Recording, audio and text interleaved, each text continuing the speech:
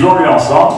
Apprendre à se fortifier dans la grâce qui est en Jésus-Christ. Encore une fois. Apprendre à se fortifier dans la grâce qui est en Jésus-Christ. Alors prenons 2 Timothée chapitre 2 et le verset 1. 2 Timothée chapitre 2 et le verset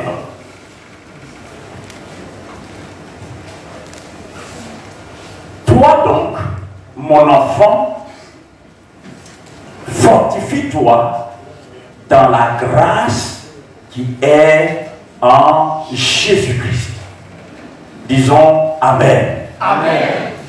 Toi donc, mon enfant, fortifie-toi dans la grâce qui est en Jésus-Christ. Nous allons prendre Hébreux chapitre 4. Allons en Hébreux chapitre 4. Hébreux chapitre 4 et le verset 16.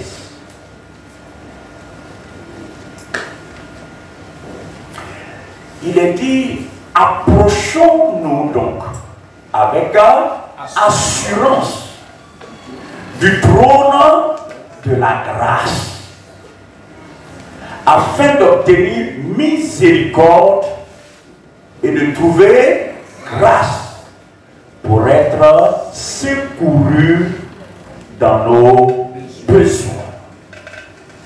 Je reprends. Approchons-nous donc avec assurance. Approchons-nous avec assurance du trône de la grâce, afin d'obtenir miséricorde et de trouver grâce pour être secouru dans nos besoins.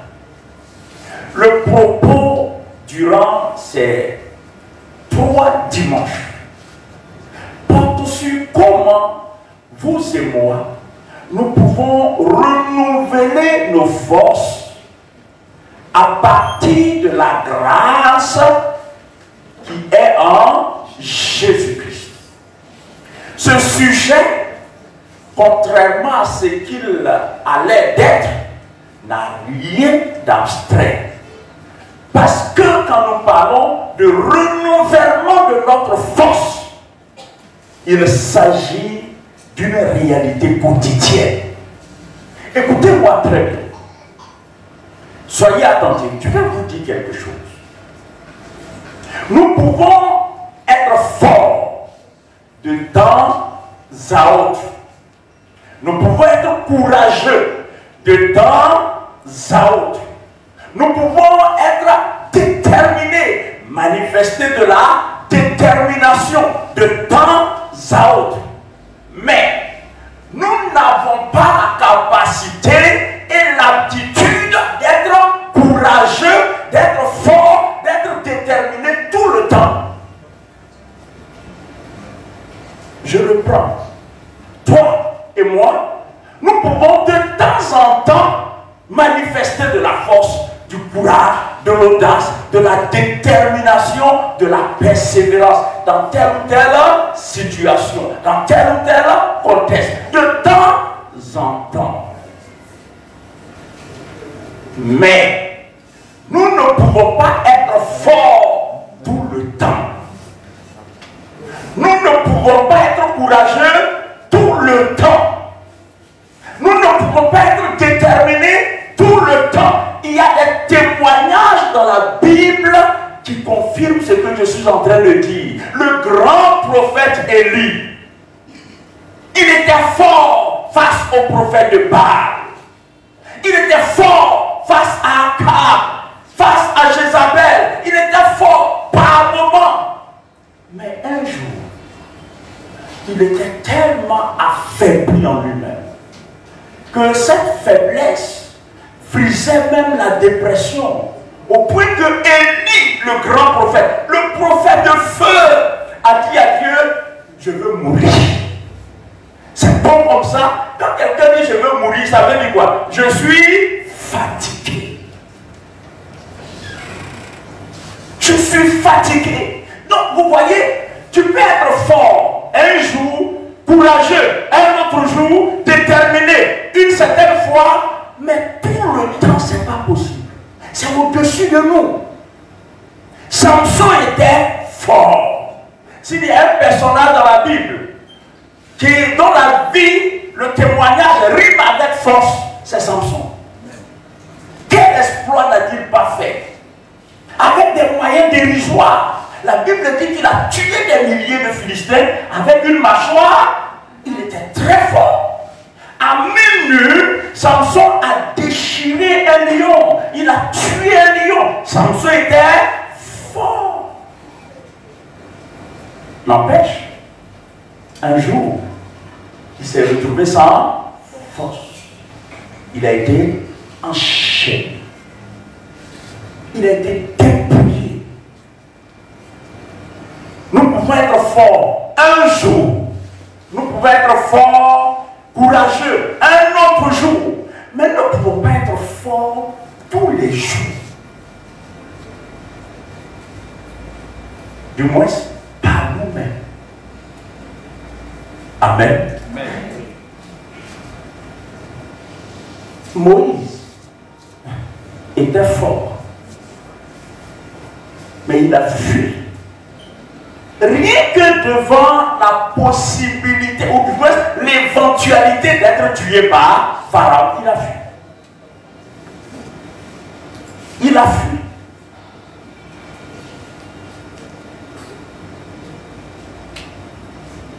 David était fort.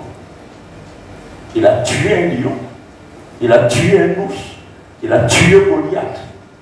Mais quand il était poursuivi, il a dû se cacher dans la caverne. Tu peux être fort lundi, être fort mardi, et puis mercredi, on ne te reconnaît plus. Je dis, mais est-ce que c'est la même personne? C'est ça notre histoire. On peut être fort pendant un temps, mais pas tout le temps, avec nos propres ressources. C'est pas possible.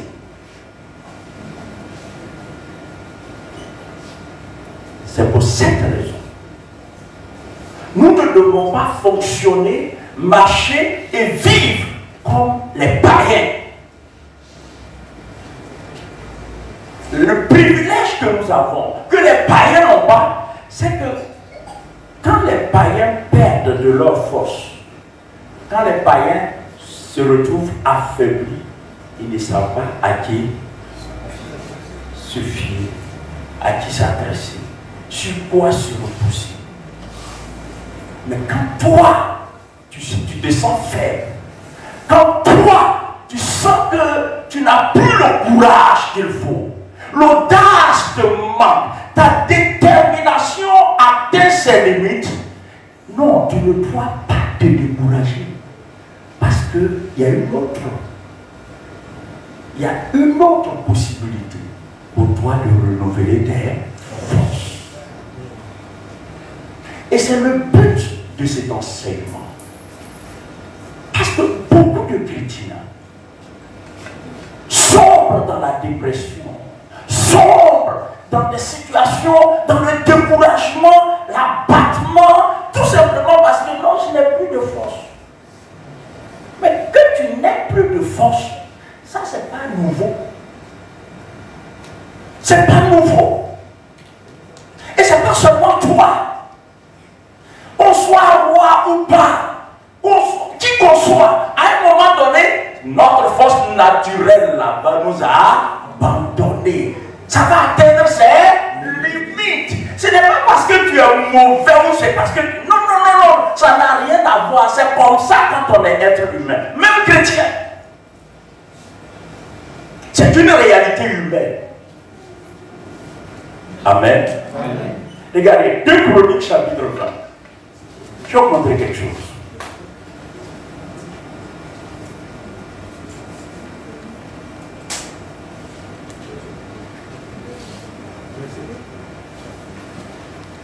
Deux Chroniques chapitre, j'ai dit quoi? Chapitre 20. On va voir quel verset c'est. et évoluer. On va voir verset 6, 7. Alors, mais vous allez trop vite. Oui, continue. Allons-y, allons vers le verset 10, 11, 12. Vas-y. Continue. Ok. Josaphat, face à une situation qui devenait complexe et difficile, se tourne vers le ciel. Je reviendrai sur ça. Mais je vais relever un élément. Son réalisme, dis avec moi, son réalisme. Son réalisme. Qu'est-ce qu'il dit? Oh notre Dieu, n'exerceras-tu pas tes jugements sur qui? Ses adversaires. Car nous sommes sans force. Et dit car nous sommes encore une fois. Mais vous ne le dites pas avec vigueur. Car nous sommes sans force. Il dit car nous sommes sans force. Ça, c'est le lot de tous les êtres humains. À un moment donné, quelque courageux qu'on soit, quelque déterminé qu'on soit, quelque persévérant qu'on puisse être, à un moment donné, notre bonne volonté, notre détermination, notre courage atteindront leurs limites.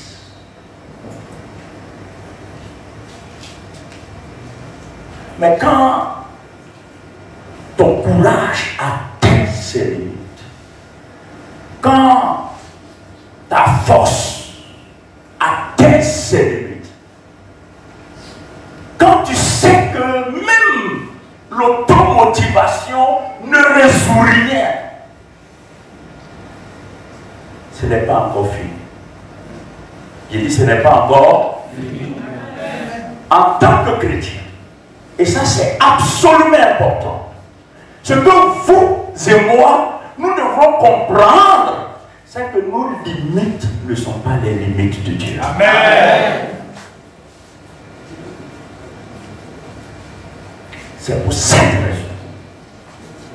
Dieu, par la bouche de Paul, instruit Timothée et dit à Timothée, fortifie-toi dans la grâce qui est en Jésus. Dis avec moi, fortifie-toi dans la grâce qui est en Jésus-Christ. Fortifie-toi dans la grâce qui est en Jésus. Encore une fois. Fortifie-toi dans la grâce qui est en Jésus-Christ. Une dernière fois. Fortifie-toi dans la grâce qui est en Jésus. Alors je disais tantôt que ça n'a rien d'abstrait.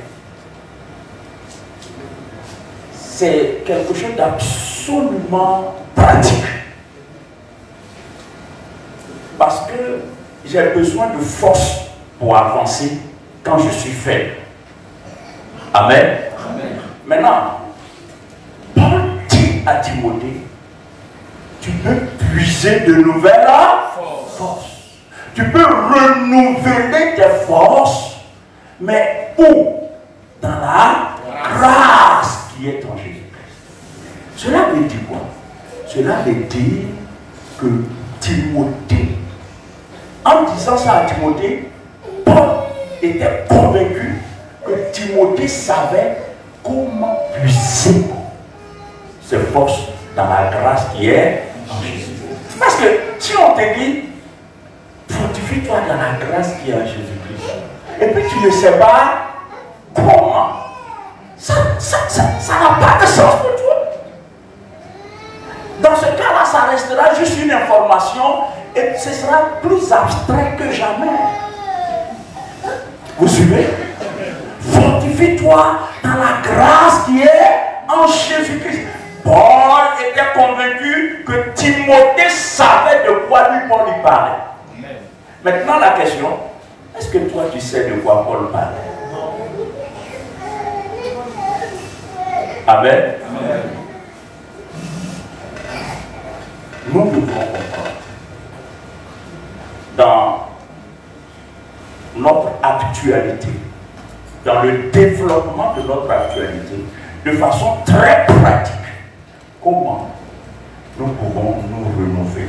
Comment nous pouvons renouveler nos forces? Comment nous pouvons nous fortifier? Mais en allant puiser de nouvelles forces dans la grâce qui est en Jésus. C'est ce que nous allons voir ce matin. Cela nous amène à comprendre d'abord ce que c'est que la grâce. Dis avec moi, la grâce de Dieu. La grâce de Dieu. Prenons 1 Corinthiens chapitre 15 et le verset 10. 1 Corinthiens chapitre 15 et le verset 10.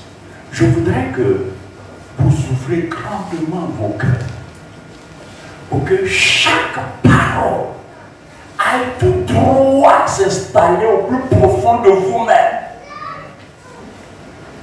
Faites-le afin que ce que tu vas entendre puisse gouverner le reste de ta vie. Amen. Parce que en des moments fâcheux, en des temps compliqués, complexes et difficiles, quand tu n'as plus de force, il faut que tu puisses avancer.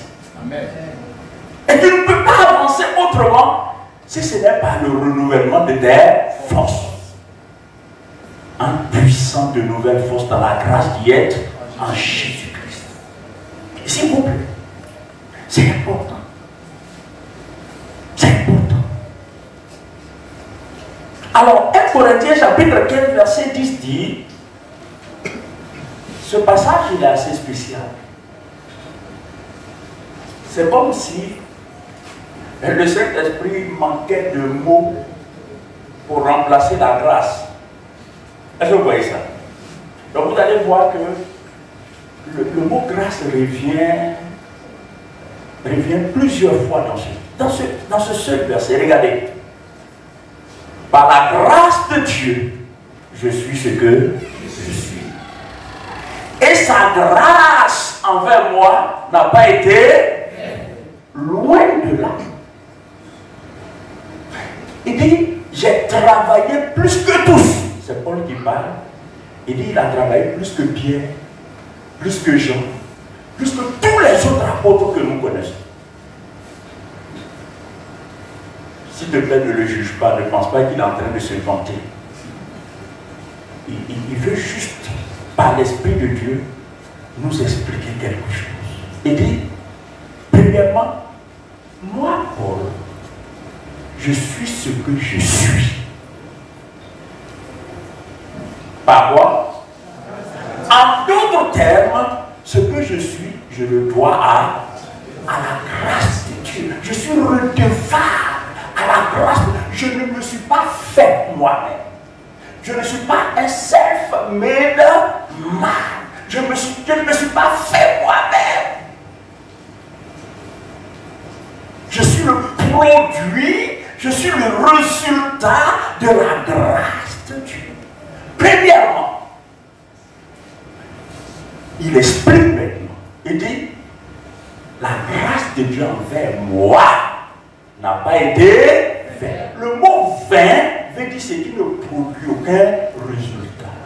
Il est en train de nous dire que la grâce de Dieu dans sa vie a été productive, elle a été efficace, elle a été efficiente, elle a produit du fruit.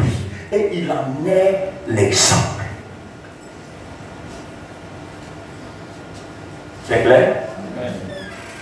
Je reprends. Là maintenant, ce sur quoi nous sommes, c'est comprendre la grâce.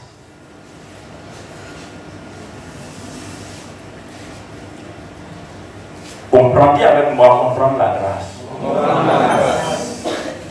Dis-le encore. Comprendre la grâce. Vous savez, il y a des choses, quand vous ne les comprenez pas, c'est difficile d'en profiter.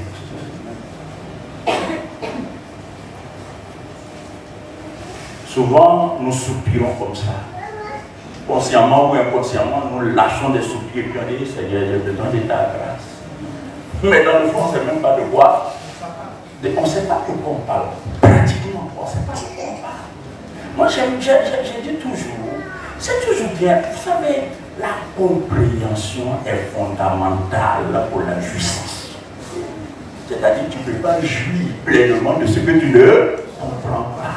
Tu ne peux pas tirer profit. Et c'est là où l'Église, de façon générale, fait beaucoup de tort aux chrétiens. C'est là où nous, les pasteurs, nous faisons beaucoup de tort aux chrétiens. Plutôt que de leur expliquer pleinement et pratiquement les concepts bibliques, on est dans des considérations bizarres et les chrétiens sont démunis. Mais aujourd'hui, tu seras outillé. Amen. Paul dit, regardez l'apôtre Paul, qui n'a pas envie de ressembler à cet homme. Quel témoignage! Il dit, je suis ce que je suis. Il dit quoi? On dit ensemble. Il dit, je suis ce que je suis par la grâce de Dieu. Donc, oh Seigneur, j'ai envie d'être comme Paul. Paul nous montre le chemin. Il est en train de nous dire que si tu as envie d'être comme moi, je ne suis pas devenu ce que je suis devenu par moi-même. Je suis devenu ce que je suis devenu par la grâce de Dieu. Et il dit, parce que la grâce de Dieu dans ma vie n'a pas été sans résultat. Et puis, il va évoquer son ministère. Il dit, j'ai travaillé plus que tous. La suite est absolument sublime. Il dit, j'ai. Et il dit, toutefois, non pas moi, toutefois. C'est bien ça? Oui. Il dit, non pas moi, toutefois. C'est-à-dire, j'ai, mais ce n'est pas moi. Est-ce qu'on peut acclamer le Seigneur?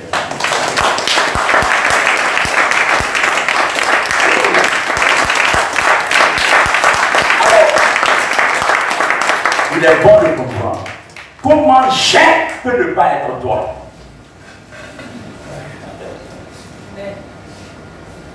Waouh! Il dit j'ai, mais pas moi. Mais si ce n'est pas toi, autant ne pas mettre j'ai. Et vous allez comprendre.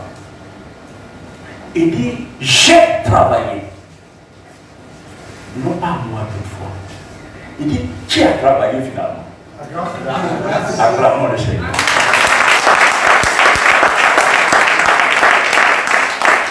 On va faire court. On va faire court, mes amis. On va faire court. Sans être bête. Ça veut dire que la grâce de Dieu travaille. Amen. Amen.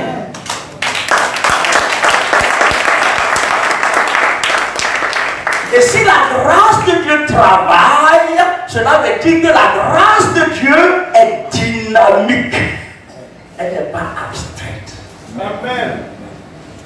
Si la grâce de Dieu travaille, ça veut dire que la grâce de Dieu est efficace. Elle n'est pas sans résultat. Paul dit, et la grâce de Dieu l'a fait. 2, il est le résultat de la grâce de Dieu. 3, tout le fruit de son apostolat est imputé à la grâce de Dieu.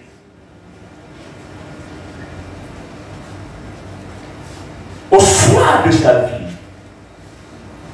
il pouvait dire, j'ai combattu le bon combat.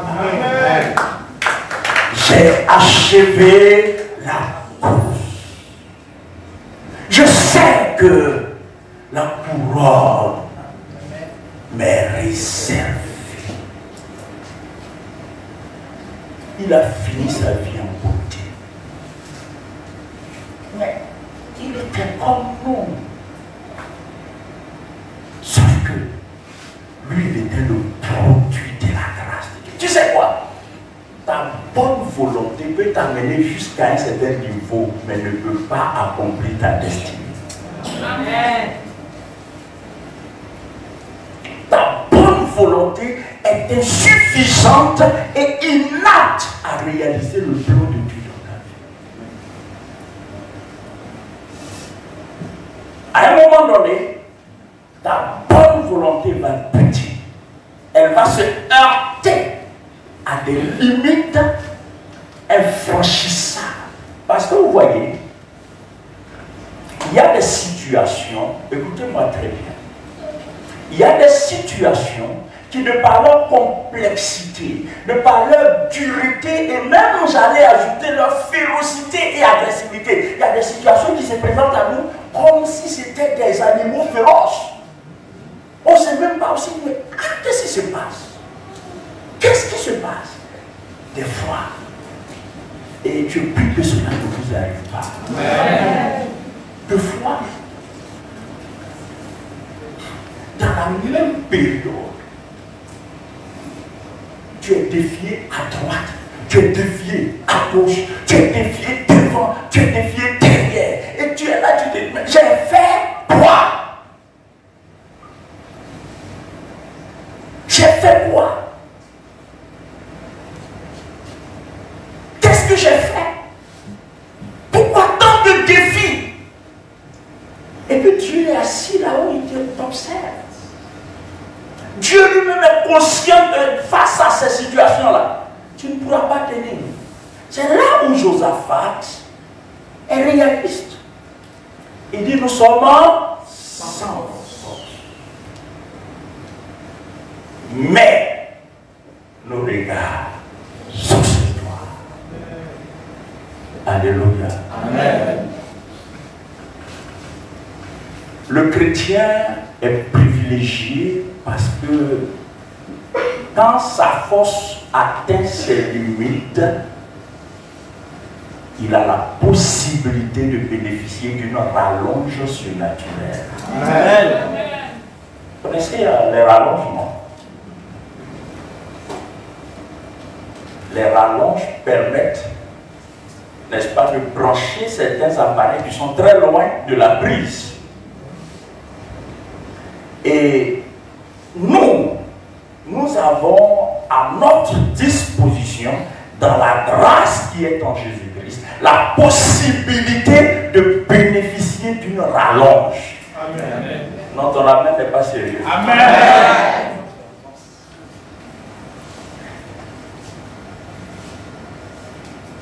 Corinthiens chapitre 12. 2 Corinthiens chapitre 12.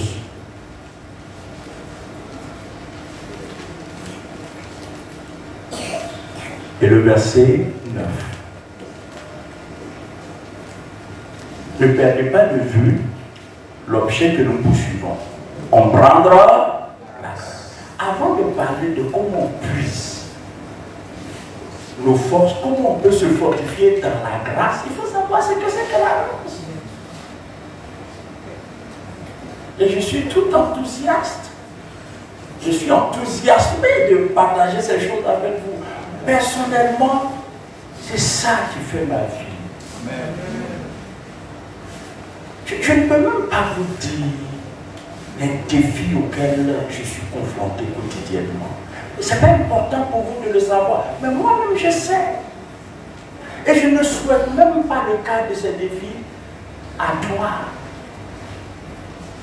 J'ai même des amis pasteurs qui souvent me demandent, mais comment tu fais? Ceux qui savent juste un peu de ce que je vis, ils me demandent, mais comment tu fais? J'ai dit, comment je fais quoi?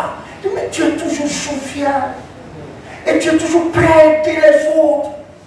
Mais comment tu fais? D'où tu tiens ta force? Il dit, dans la grâce qui est. Amen.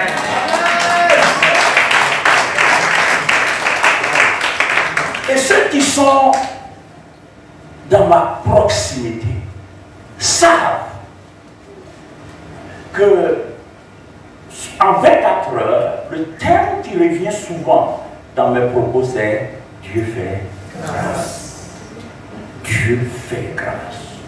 Un jour, il y a un pasteur qui a partagé le lit avec moi à l'époque.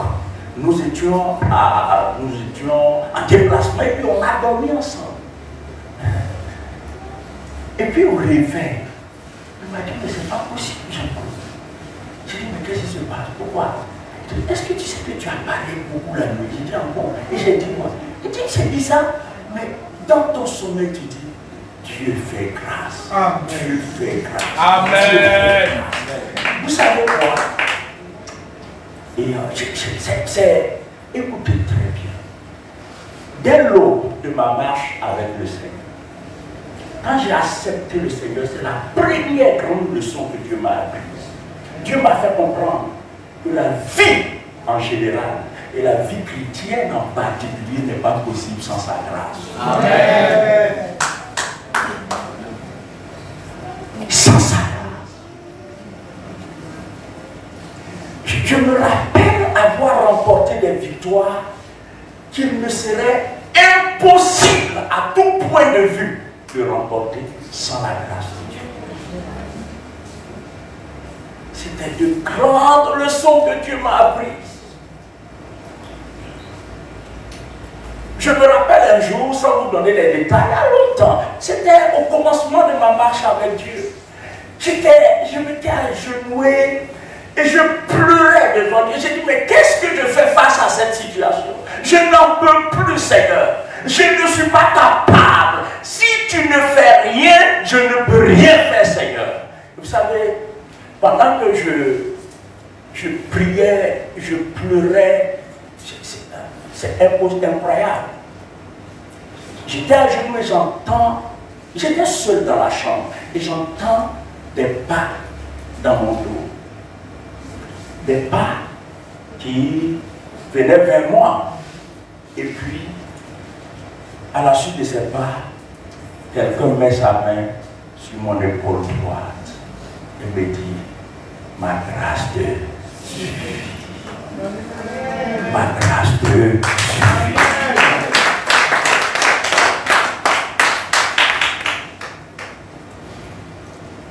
Une fois, je ne vous souhaite pas ça. J'étais confronté à des situations tellement complexes. Je vivais chez ma grande soeur, au Trois-Rouges. Et j'ai pris la décision, sans informer personne, hein. J'ai pris la décision d'aller rencontrer le pasteur Jean Robert et lui dire, à partir d'aujourd'hui, il faut rayer mon nom sur la liste des chrétiens. Moi, je ne veux plus être chrétien. Parce que je ne comprends plus rien. Et j'étais au sérieux.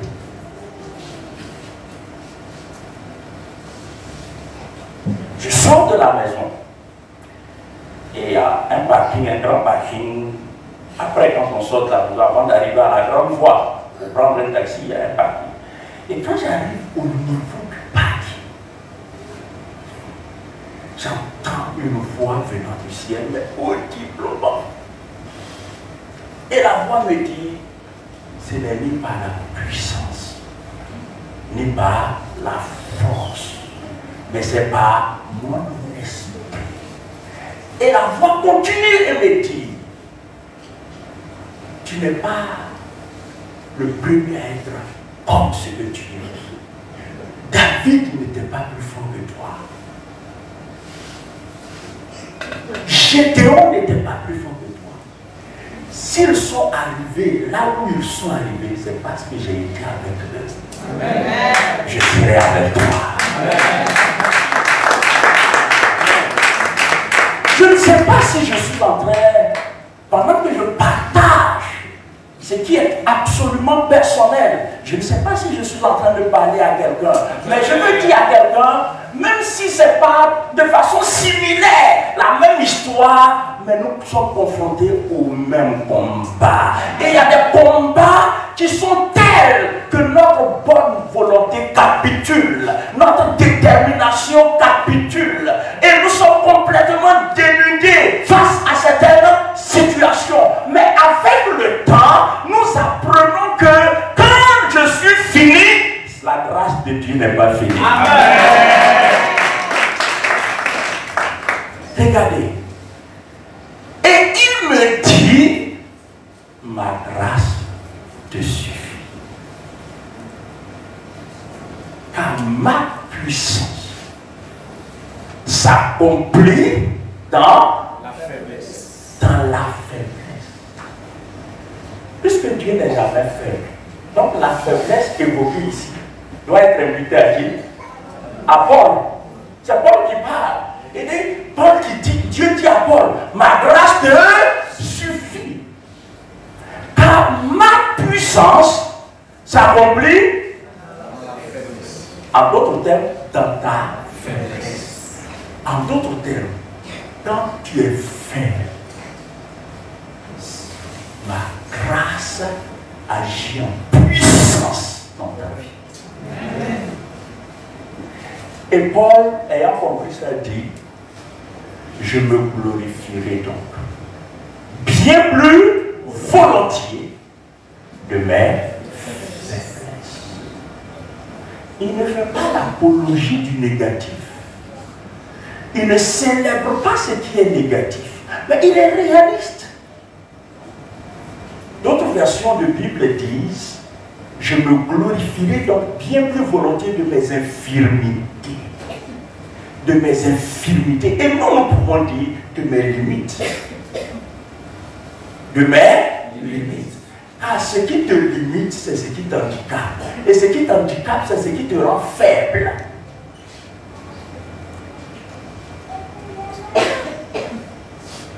Je me glorifierai donc bien plus volontiers de mes faiblesses.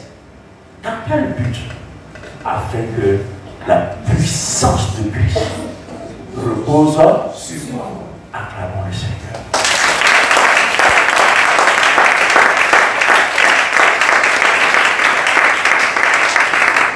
Nous pouvons ici constater un phénomène absolument glorieux. Et je m'en voudrais de passer ça sous silence. Il y a un échange glorieux ici. Je disais un échange glorieux. Il y a une sorte de substitution ou de suppléance.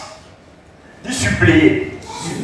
Dieu dit que quand toi tu es faible, ma puissance vient pour remplacer ta faiblesse. Et Paul, ayant compris ça, il dit, chaque fois que je me rends compte que je suis faible, je loue Dieu. Parce que quand je suis faible,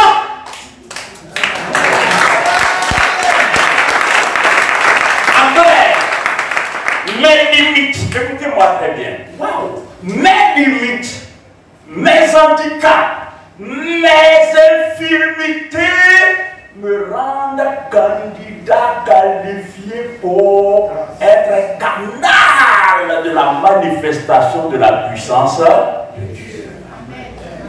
Verset 10. Verset 10. C'est pourquoi je me plais.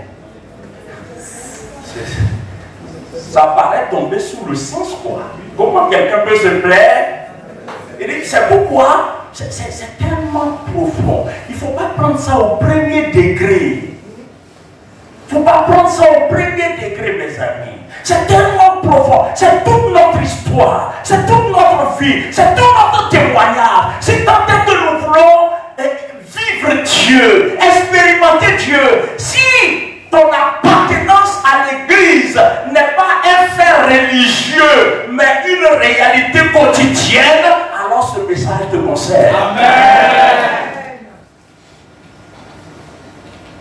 Il dit, c'est pourquoi je me plais dans les faiblesses, dans les outrages, dans les calamités, dans les persécutions, dans les détresses, pour Christ. Car quand je suis faible, c'est alors que je suis fort. Quand je suis faible. En d'autres termes, quand j'atteins mes limites, c'est là que je vais devenir plus fort que jamais. Samson avait fait énormément d'espoir dans sa vie. Mais le plus grand exploit de Samson a été accompli au moment où il était au fond de la Bible, quand il n'avait plus de force. En réponse à la dernière prière qu'il a faite, Dieu a réalisé c'est dans la vie de Samson, ce qu'il n'avait pas réalisé par le passé. Témoignage qui confirme à s'y méprendre que quand on est faible, c'est alors qu'on est fort.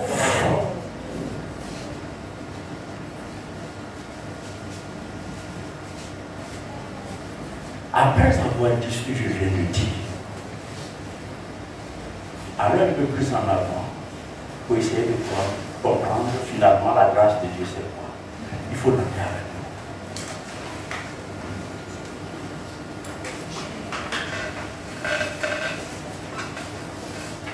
Alors, notez avec moi que la grâce de Dieu est un système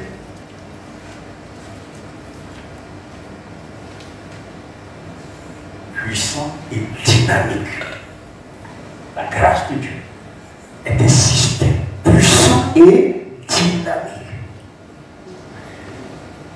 Il faut prendre au sérieux cette définition. Vous ne l'entendrez pas ailleurs. Amen. Amen. Je ne vous le dis pas par prétention, mais vous ne l'entendrez pas ailleurs.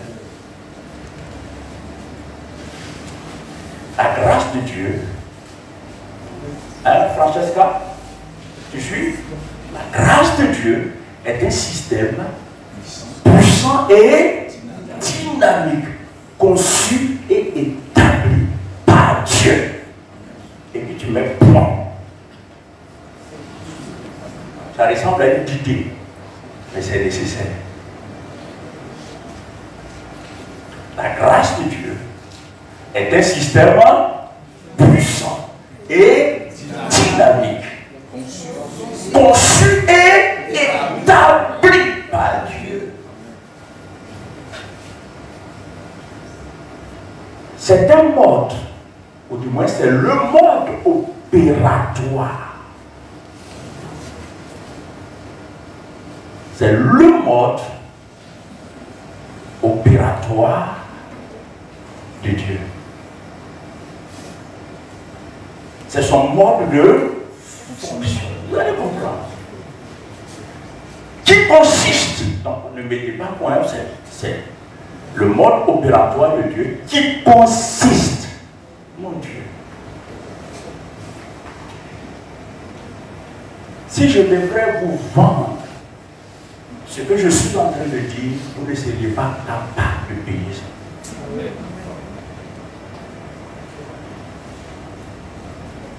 Parce que si tu prends au sérieux ce que tu es en train d'entendre, ça va transformer le cours de ta vie. Amen.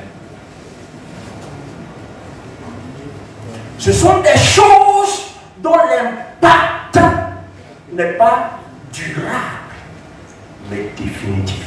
Amen. Amen. Il faut juste intégrer ça. Alors, la grâce de Dieu, c'est un système puissant et dynamique, établi par Dieu. C'est le mode de fonctionnement, le mode opératoire de Dieu, qui consiste à mettre à la disposition, oh mon Dieu, qui consiste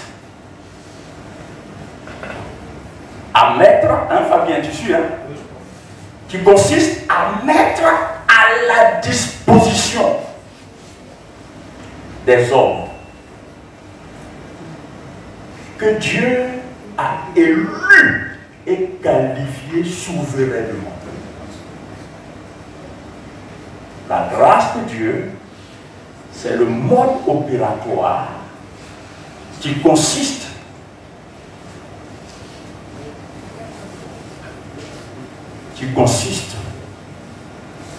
peut-être pour faire plus simple, je pourrais ajouter de la part de Dieu, quoi. Hein? En parenthèse, de la part de Dieu. À mettre à la disposition des hommes. Quand je dis des hommes, c'est hommes et femmes, êtres humains, quoi. Donc, qui consiste à mettre à la disposition des hommes qu'il a élus et qualifiés souverainement. C'est-à-dire, Tu n'as rien fait pour être élu et pour être qualifié à être le théâtre de la grâce de Dieu. C'est à ça qu'on va aboutir.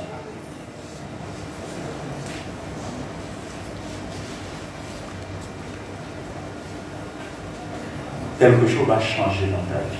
Amen. Tel que je te vois attentif là, il y a un bouleversement silencieux qui se produit en toi. Amen. Tu sais, que tu le veuilles ou pas, tu ne peux pas entendre ce que tu es en train d'entendre et rester la même personne. C'est pas possible. Amen. Ça me transforme au quotidien. C'est impossible que cela n'impacte pas ta vie. Même si tu es distrait, ça va impacter ta vie. Amen. Même si tu es distrait.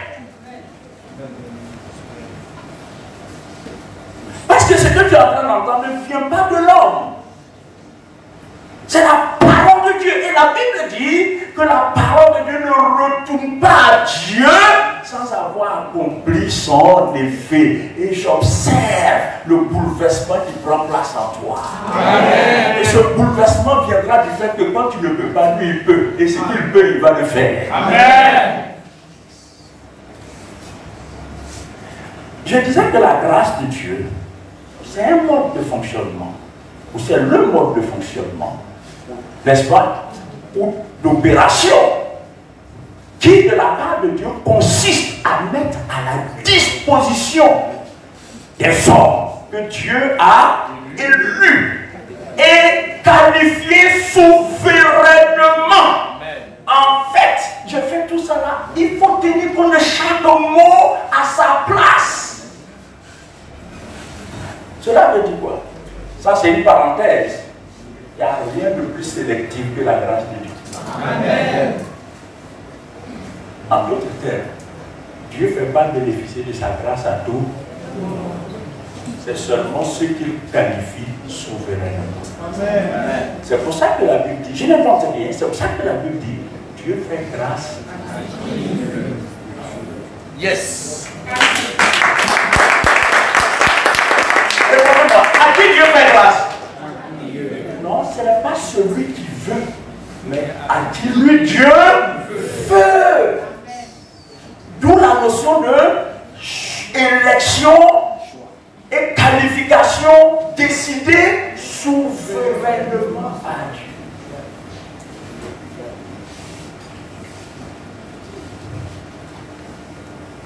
Donc si je suis le théâtre de la grâce de Dieu, permettez la répétition, en français on dit la tautologie.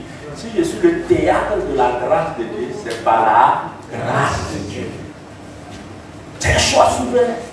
Alors, la grâce de Dieu, c'est un système puissant et dynamique, établi et conçu et établi par Dieu. C'est un mode opératoire qui, de la part de Dieu, consiste à mettre à la disposition des hommes qu'il a élus et qualifiés souverainement. Qu'est-ce qu'il met à leur disposition? Il ne faut pas rater la suite. Parce que là, nous sommes en plein dans ce qu'on appelle la grâce. De rater la suite. Qu'est-ce que Dieu met à la disposition? Des hommes qu'il élit et qualifie souverainement. Dis papa prêche. Papa prêche. Faut le dire fort. Papa prêche. Alors qu'est-ce qu'il met à leur disposition? Toutes les ressources divines. Amen. Toutes les ressources. J'ai dit bien, toutes les ressources divines. Et puis quand tu as écrit toutes les ressources divines, ouvre la parenthèse.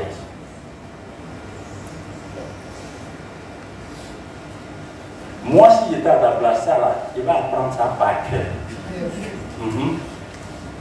Et puis me le répéter pour avoir une compréhension juste, correcte et dynamique de la grâce. Donc, qu'est-ce qu'il met à votre disposition? Toutes les ressources divines. Entre parenthèses, son omnipotence. Amen. son omnipotence,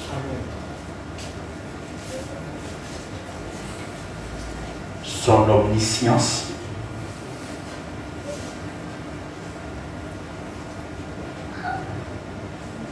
son omniprésence,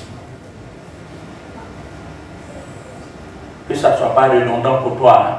Note seulement, fais comme un étudiant, tu notes simplement, hein, dans la simplicité de cœur, quoi. Il y en a qui sont en train de se dire, mais on est venu au culte ou bien on est venu à l'école. C'est l'un et l'autre en même temps.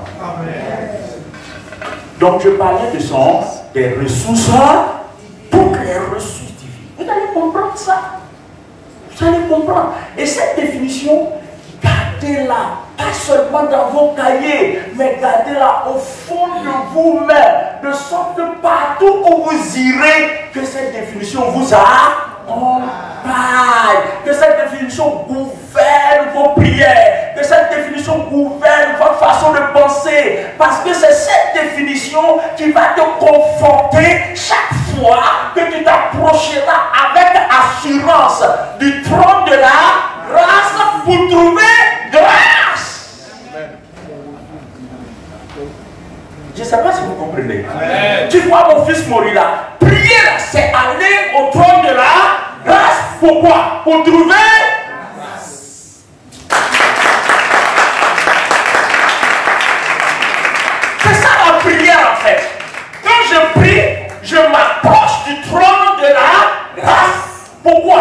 Pour trouver, pour que Dieu libère sa grâce. Et à la fin, il dit, pour que vous soyez secourus dans vos besoins. Ça me paraît, c'est ça pour moi en fait. Donc tu n'as pas compris. Est-ce que tu as compris? Amen. Je me dis que si tu avais vraiment compris, ton amen ne serait pas de. Donc regardez, qu'est-ce que tu mets à notre disposition dans la grâce? La grâce, c'est son mode de fonctionnement. C'est son mode opératoire. Et ce mode opératoire divin consiste à mettre à la disposition des hommes, des femmes, que Dieu a élus et qualifiés souverainement. Souverainement. Il met à leur disposition quoi? Toutes ces ressources. Entre autres, son omnipotence, son omniscience, son omniprésence, son amour, sa bonté, sa fidélité, et puis quoi d'autre? Sa miséricorde, sa compassion, point de suspension. Et vous allez comprendre.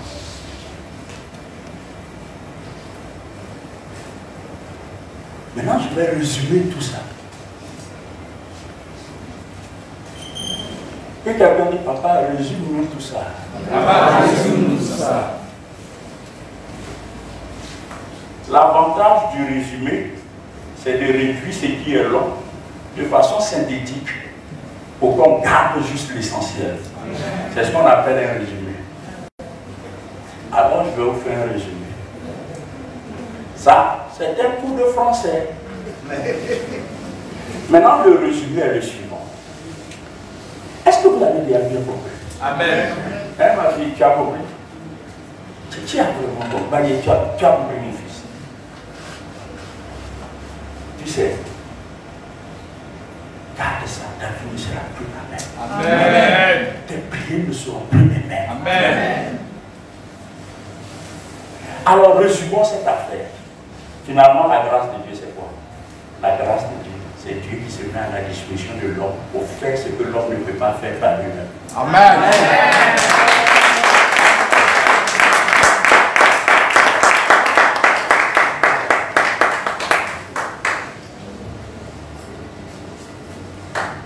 Vous voulez que je répète le résumé? Oui. C'est que pour vous, ce n'est pas un résumé alors. Joël, ça va? Vous savez, je suis tellement heureux de partager ces choses avec vous. En fait, tu ne réalises pas que c'est de l'or que tu es en train de te donner. C'est du diamant, c'est des pépites. Ça va transformer, ça va t'enrichir.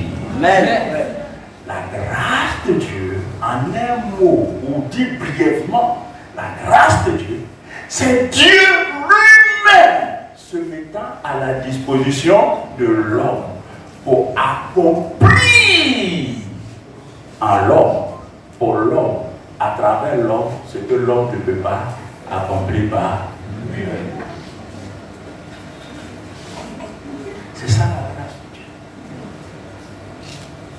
D'où est-ce que je tiens cette définition de la Bible?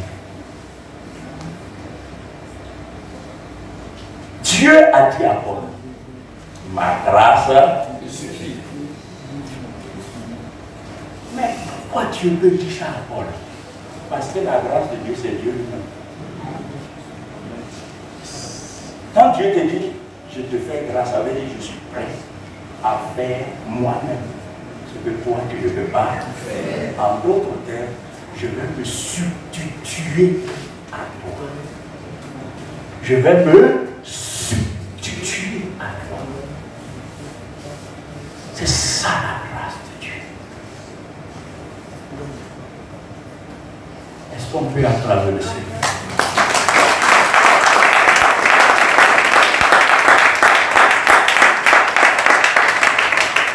On va essayer de comprendre ça. Prenons Luc chapitre 1. Alors, Bali, qu'est-ce que tu retiens de la grâce de Dieu? C'est quoi en fait? En conclusion, la grâce de Dieu, c'est Dieu lui-même qui vient faire en nous ce que nous ne pouvons pas faire.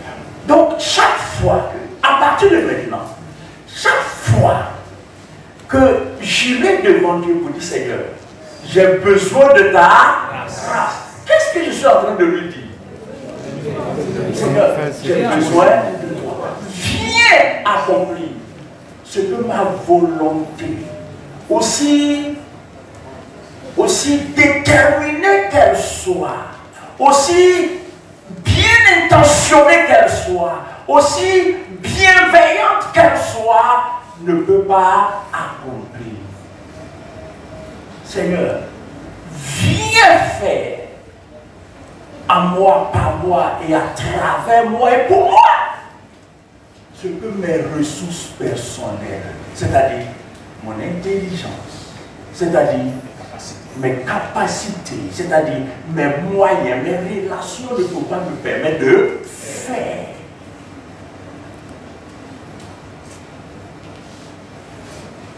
Luc chapitre 1, à partir du verset 11, je voudrais que vous soyez attentifs à cette histoire qui nous est absolument familière.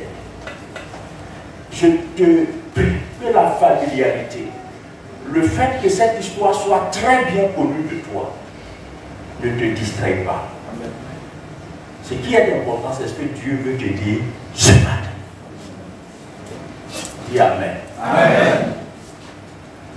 Alors, un ange du Seigneur apparut à Zacharie et se tint debout à droite de l'autel des parfums.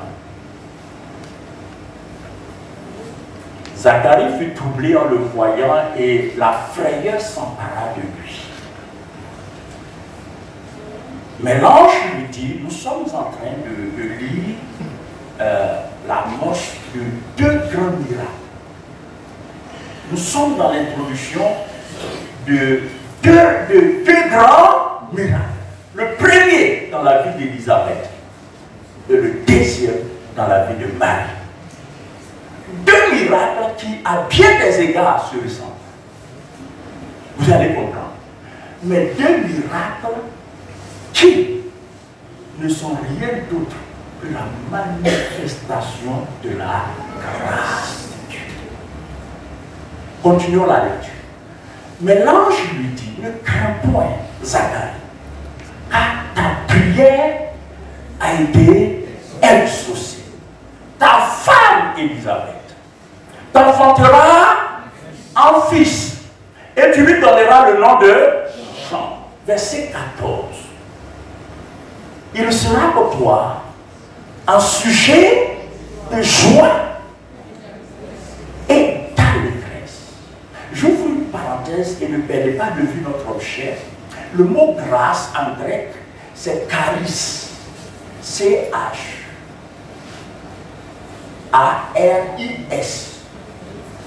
La translittération. Donc c'est charis en grec. Et un autre mot qui évoque la grâce, c'est kéro. Kéro. Et quand on met les deux mots ensemble, en fait, les deux mots traduisent non pas tant c'est qu'est la grâce, mais plutôt le résultat que la grâce produit. Et charisme veut dire joie, allégresse, bonheur, délice.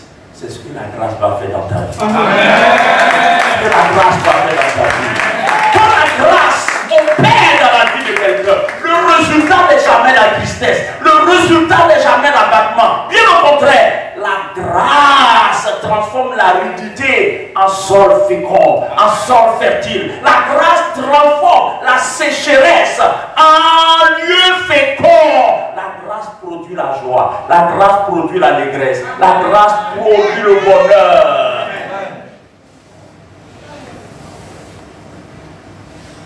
Regardez, il sera pour toi un sujet de joie et d'allégresse. Plusieurs se réjouiront de sa naissance. On continue. Il sera grand devant le Seigneur. Il ne boira ni vin, ni liqueur enivrante. Il sera rempli de l'Esprit Saint dès le sein de sa mère. Et la suite dit quoi? Il ramènera plusieurs des fils d'Israël au Seigneur, leur Dieu. Continuons.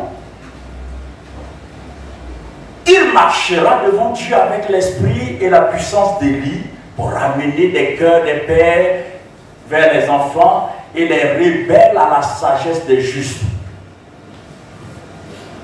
afin de préparer au Seigneur un peuple bien disposé. Verset 18. Zacharie dit à l'ange, à quoi reconnaîtrai-je cela? Car je suis Dieu. Car je suis Dieu. Ça veut dire quoi? Je suis handicapé. Bon, ce dont tu parles là, je suis. Mon âge m'handicape, mon âge est devenu une barrière. Je ne pense plus que moi-même, je sois fécond. Je ne sais pas si vous suivez. Amen. En d'autres termes, l'âge avancé me disqualifie à avoir des enfants. J'avais espéré ça, mais là où je suis maintenant, et des cas, je suis, et puis il ajoute, et ma femme est avancée. C'est une façon polie de dire ma femme est ménopausée, et gravement ménopausée. Peut-être doublement ou triplement ménopausée. Donc regardez la scène. Moi, homme, je suis disqualifié, ma femme est disqualifiée. Ce que tu dis là, ça va passer par là.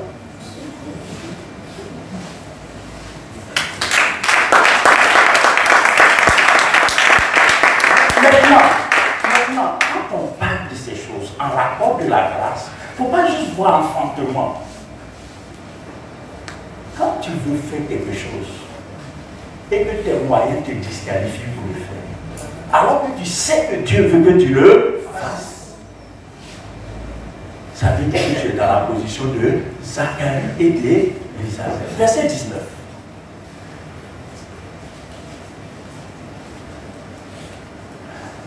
L'ange lui répondit, je suis Gabriel, je me tiens devant Dieu. En d'autres termes, celui dont je suis le commissionnaire, celui qui m'a envoyé là, moi je me tiens, toi, apparemment tu ne le connais pas bien, moi je le connais. Amen. Amen. J'ai été envoyé pour te parler et pour t'annoncer cette bonne nouvelle. Verset 20. Et voici, tu seras muet. Bon, ça, c'est pas trop intéressant pour nous. Non, on va dire quand même. Voici, tu seras muet. Ça va permettre à certains de comprendre que quand Dieu te parle, là, il faut accepter, il ne faut pas trop parler. Parce qu'au fond, et c'est peut-être l'occasion pour moi de vous dire quelque chose d'absolument important. Ne prenez pas ça juste comme une parenthèse. Mais écoutez-moi très bien, chaque fois que Dieu te fait des promesses, ce n'est pas sur toi qu'il compte pour les réaliser, c'est sur ses ressources. Amen. Parce que les promesses de Dieu n'engagent Dieu lui-même.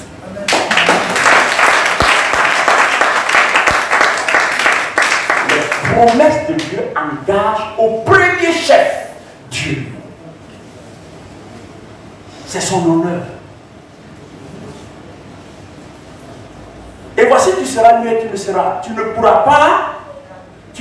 parler jusqu'au jour où ces choses, ça c'est le premier miracle aux Zacharie. Parce que tu n'as pas cru à mes paroles, qui s'accompliront en leur temps. Verset 21. La lecture est longue, mais que ça ne soit pas ennuyeuse pour toi. Ça fait partie de la pédagogie de Dieu. C'est important. Cependant, le peuple attendait Zacharie, s'étonnant de ce qu'il restait si longtemps dans le temps. Verset 22. Quand il sortit, il ne put leur parler. Et il comprit qu'il avait eu une vision dans le temps. Il leur faisait des signes et il resta muet. 23. Lorsque ses jours de service furent écoulés, il s'en alla chez lui. Quelque temps après, Élisabeth, sa femme, devint enceinte. Elle se cacha pendant 5 mois, disons.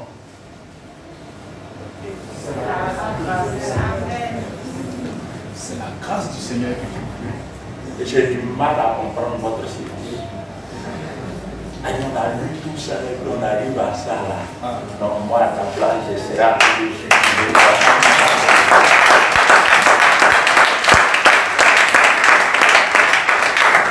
en substance, qu'est-ce qu'Élisabeth dit?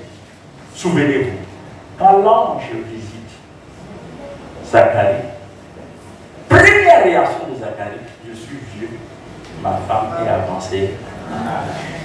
En d'autres termes, naturellement, il n'y a plus de possibilité. Naturellement, nous sommes limités. Nous avons atteint nos limites. L'ange reprit pour dire, mon cher ami, moi là, je suis devant Dieu. Moi qui te parle là, je sais devant Dieu. Je connais Dieu. Et puis, dans la suite, on nous dit que Élisabeth est tombée enceinte. Donc, Zacharie a pu embrosser Élisabeth. Non, je ne sais pas si tu comprends. Zacharie a pu embrosser Élisabeth. Et c'était tellement mystérieux que Élisabeth s'est cachée pendant 5 mois. Dis papa, prêche. Vous savez, le chiffre 5, c'est le chiffre de la grâce. Amen. Vous allez comprendre. Élisabeth ne s'est pas cachée pendant 2 mois, hein. Pendant 3 mois, pendant... Alors rappelez-vous, David n'a pas pris 2 pierres, il n'a pas pris 3 pierres, mais David a pris 7 pierres. Élisabeth s'est cachée pendant combien de temps? Histoire de laisser la grâce au...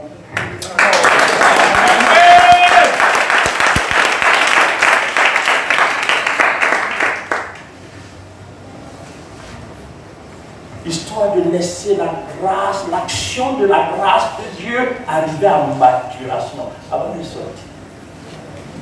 Avant de sortir. J'ai des choses à vous dire ce matin.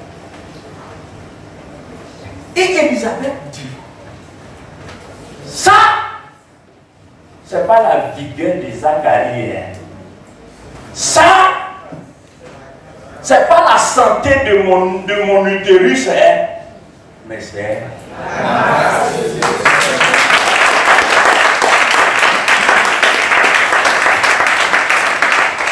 ce qu'Élisabeth disait là, c'est ce que Paul va dire plus tard. Je suis ce que je suis par la grâce de Dieu. Et la grâce de Dieu envers moi n'a pas été. J'ai travaillé plus que tout le monde. Toutefois, non pas moi. Non, Zacharie et Élisabeth sont en chambre, n'est-ce pas? et puis il en résulte une grossesse. Élisabeth dit non, c'est pas Zacharie, c'est pas moi, mais c'est quoi? Je dis c'est quoi? Je dis c'est quoi? Acclamons la grâce de Dieu. Et je veux te dire que la grâce de Dieu peut faire au-delà de ce que tu penses.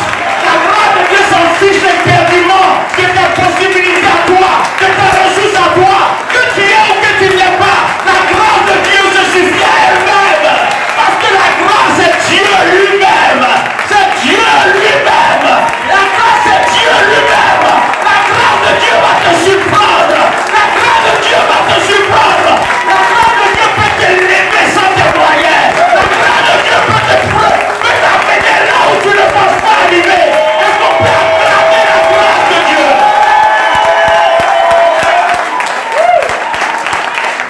La grâce de Dieu. La grâce de Dieu. Je parle de la grâce de Dieu. Tu remarques, je ne parle pas de tes moyens. Je ne parle pas de tes relations. Je ne parle pas de ton intelligence. Je ne parle pas de la vigueur physique. Je ne parle pas de ci ou de ça. Mais je parle des ressources de Dieu. Tu sais, là où tu as rêvé arriver, et puis tu regardes à gauche, à droite, rien dans tes moyens ne peut te permettre d'arriver. Tes relations ne peuvent pas te permettre d'arriver. Problème compliqué, tu ne sais pas comment résoudre. La grâce est efficace. Amen. La grâce est efficace.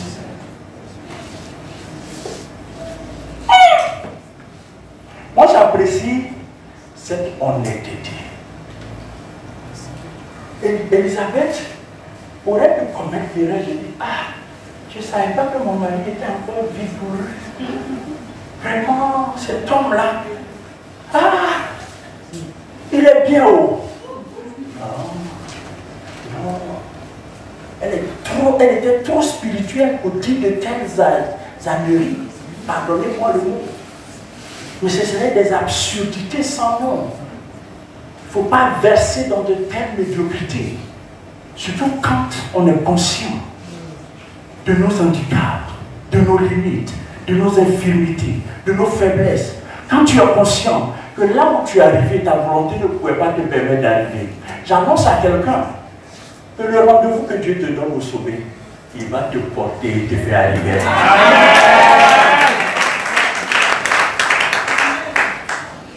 Si tu ne te focalises pas sur je veux mais je n'ai pas. Oui. C'est pas tout ce qu'on veut là qu'on a les moyens de faire. Je vous dis et je répète. Bien que cela, dans ça il y a quelques vérités, mais dans le fond, il n'y a rien de plus faux quand on dit qui veut peu. Vouloir c'est ça c'est limite. C'est pas tout ce que tu veux là, tu ne peux pas faire tout. Hein.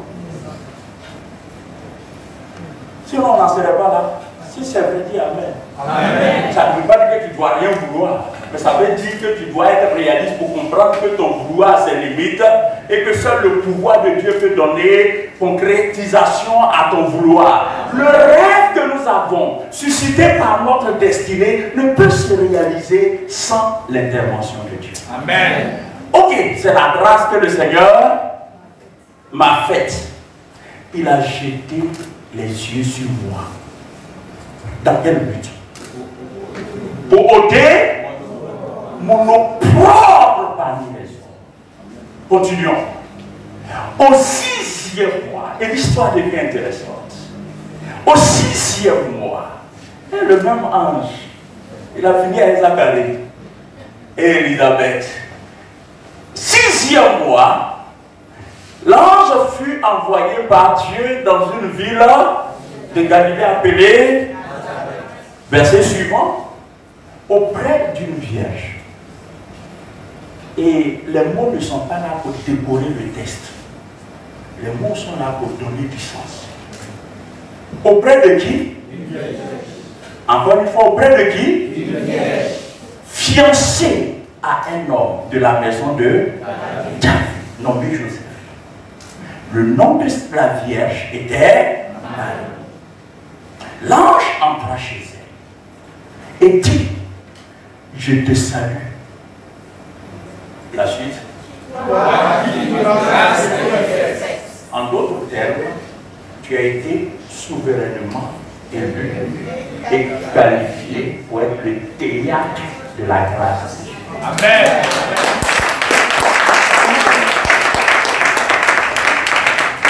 Je répète, quand Gabriel lui dit, toi qui une grâce a été, comprenez, Gabriel était en train de lui dire, tu as été souverain, parce que ce n'est pas la seule vierge en Israël. C'est un mode de vie. À cette époque, ça n'a rien à voir avec notre époque.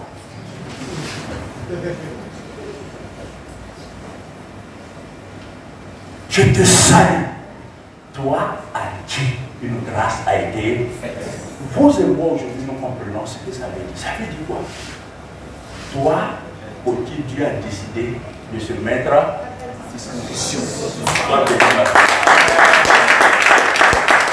veut dire Dieu a décidé de se mettre à ta. Pourquoi? Pour réaliser par toi, à travers toi, ce que toi-même tu ne peux pas faire.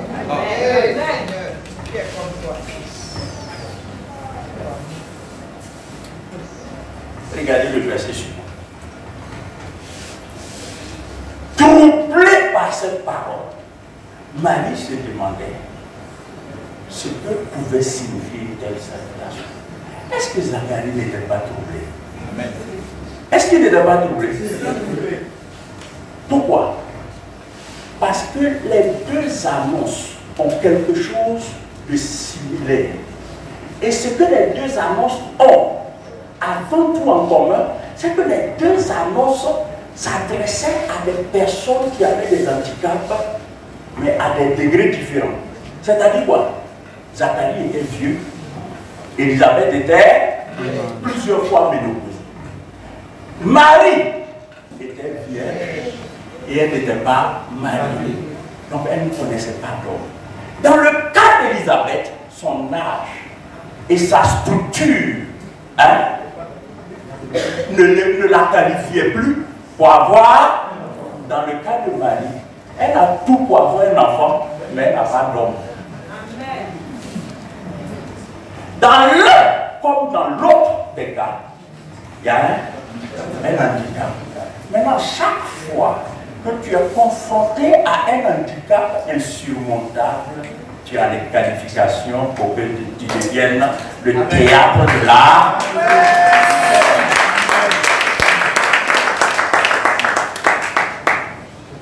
Verset 30. Il n'y a pas de verset 30. L'ange lui dit, j'aime bien tout ça, j'appelle ça l'harmonie des Écritures. Qu'est-ce que l'ange dit? Ne crains pas, car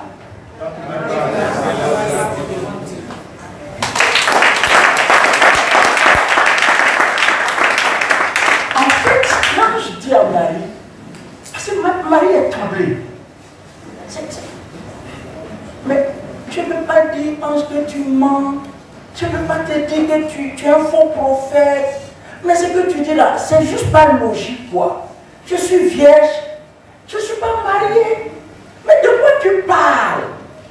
C'est une histoire là que tu es en train de vouloir me dire. Et l'ange lui dit, tu as trouvé grâce. À d'autres termes, tu es élu par Dieu. Sauvé. Sauvé. Tu sais, tu n'es pas devenu chrétien par hasard. Amen. Ta conversion a été pensée avant la fondation du monde. Amen. Dieu t'a connu d'avance. La Bible dit, ceux qu'il a connus d'avance, il les a aussi élus. Et ceux qu'il a élus, il les a aussi appelés. Et ceux qu'il a appelés, il les a aussi justifiés. Et ceux qu'il a justifiés, il les a aussi glorifiés. Attends-toi à tout ça. Amen. Attends-toi à tout ça. Tu n'es pas chrétien par hasard. Alors continuons. Verset 31. Et voici, tu deviendras enceinte et tu enfanteras un fils et tu lui donneras le nom de Jésus. Continuons. Et il sera grand et appelé fils du Très-Haut, et le Seigneur Dieu lui-même lui donnera le trône de David son père. Il régnera sur la maison de Jacob éternellement et son règne n'aura point de fin. Verset. Marie dit à l'ange, comment cela se fera-t-il, puisque je ne connais point. Verset 35. L'ange lui répondit, le Saint-Esprit, qu'est-ce que ça veut dire? Dieu se mettra là. Amen.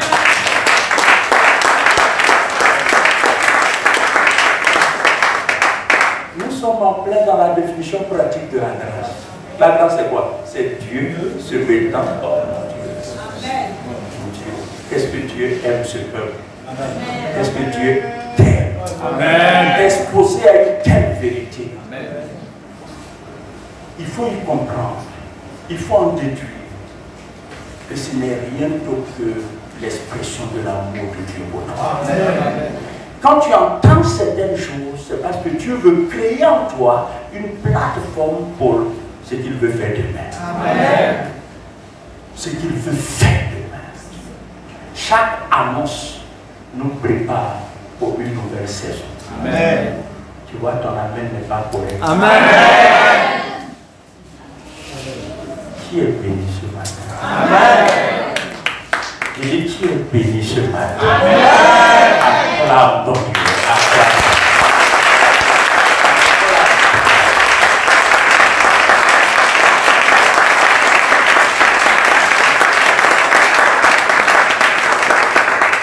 En substance, l'ange était en train de dire à Marie, et j'en ai les larmes aux yeux, j'en ai des larmes. L'ange était en train de dire à Marie, ne pense pas à toi, ne pense pas à ton fiancé, Joseph. Dans tous les cas, il est loin de toi. Donc ne pense ni à toi, ni à Joseph. Vous ne serez pas sollicités. C'est moi l'Éternel. Je viendrai et je me mettrai à votre disposition. C'est pour cette raison. Et là, l'ange rejoint Élisabeth. C'est pour cette raison. Le Saint-Enfant qui naîtra, cela appelé quoi? Fils de Dieu. Fils de Dieu. Élisabeth a dit, ce n'est pas Zacharie, hein, ce n'est pas moi, hein, mais c'est la grâce de Dieu. Verset 33. Continuons. Marie dit à l'ange, comment cela se fera-t-il? On a déjà lu ça, non? Continue. Continue. Continue. Maintenant, l'ange là, il est pédagogue et Gabriel. Il dit à Marie, en fait, ce qui est entré sur le point d'arriver là, c'est bien arrivé à Elisabeth.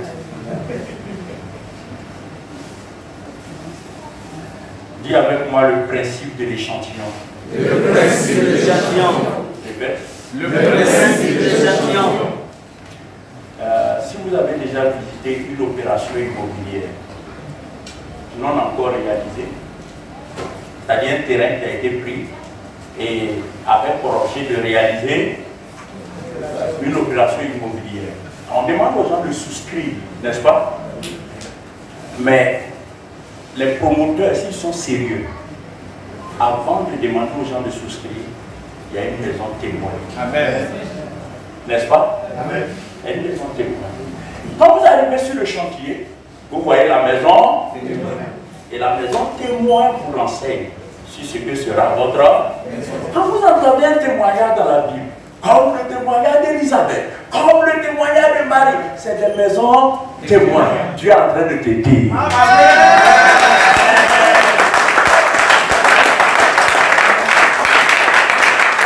C'est juste des échantillons que tu as positionnés dans les pages des Saintes Écritures pour que ce soit comme des maisons témoins. Quand tu vois ça, sois soulagé. S'il a fait pour Marie, s'il a fait pour Élisabeth, ils ont attendu combien de temps, Élisabeth et son mari? Toi, tu attends depuis combien de temps? Mais le rêve que tu attends, Dieu a le moyen de le réaliser. Et Dieu voudrait que tu regardes à Élisabeth et à Zacharie. C'est des maisons témoins. C'est le principe de l'échantillon. Quand la douane veut contrôler les cartons transportés, vous savez ce que la douane fait? La douane prend un carton au hasard et puis ouvre le carton pour voir. Quand vous allez à la caisse, au supermarché, et vous achetez le même article, si la caissière qui est chargée de vous encaisser est expérimentée, elle ne va pas scanner tous les articles. Elle scanne juste un article et elle multiplie par le nombre d'articles que tu as achetés. J'ai dit que tu as des échantillons dans la Bible. Tu as des échantillons dans la Bible. Et je tiens à te rappeler ceci. La Bible déclare qu'il n'y a rien de nouveau sous le soleil. Ton cas n'est pas nouveau. Le mien n'est pas nouveau. Tu as déjà vu ça et tu as posé des échantillons. Je dis, quand tu es confronté à telle situation, regarde à tel échantillon. Quand tu fais face à tel problème, regarde à tel échantillon. Quand tu fais face à ceci, regarde à tel échantillon. Si j'ai fait pour X et que j'ai fait pour Y, j'ai fait pour Z, je le ferai pour toi.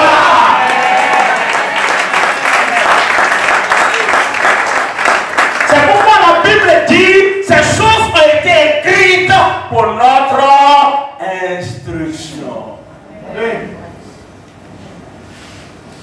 Est-ce que je peux me permettre de dire ceci à quelqu'un?